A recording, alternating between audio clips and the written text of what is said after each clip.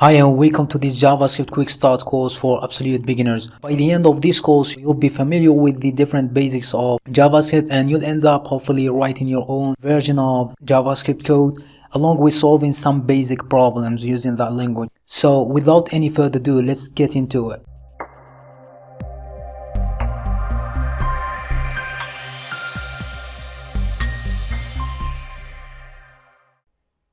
Okay, the first thing that I want to talk about is the structure of the course and showing you the different sections that we are going to tackle in this course.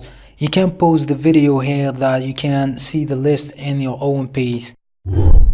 So the goal of this quick overview is not to overwhelm you, because I believe that the best way to learn anything is by getting our hands dirty as soon as possible. However, having a solid understanding of the general concept of JavaScript will be really beneficial at the long term. So in this section we will be dealing with two different specific questions, which are what is JavaScript in first, then we will see what are the different features of JavaScript. So what is JavaScript? JavaScript is basically or was primarily designed to be a client-side programming language, which means that it runs on the browser. Its main purpose was to provide interaction with the user and provide a better user experience.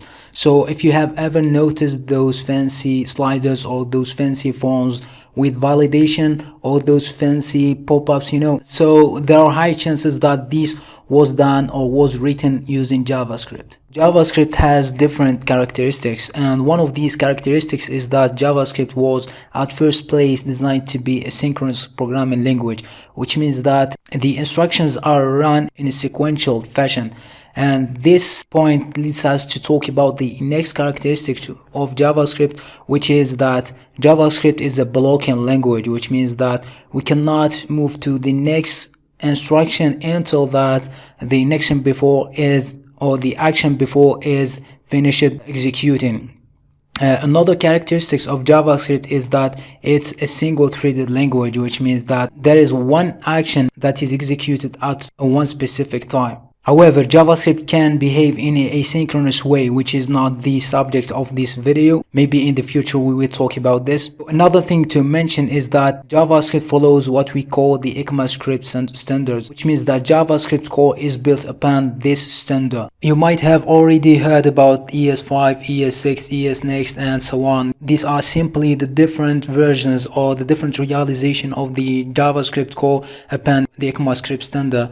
So if you want to know more, I invite you to Google this maybe. And I will provide you with the link to the ECMAScript website on the description below that you can check it out later on if you want to.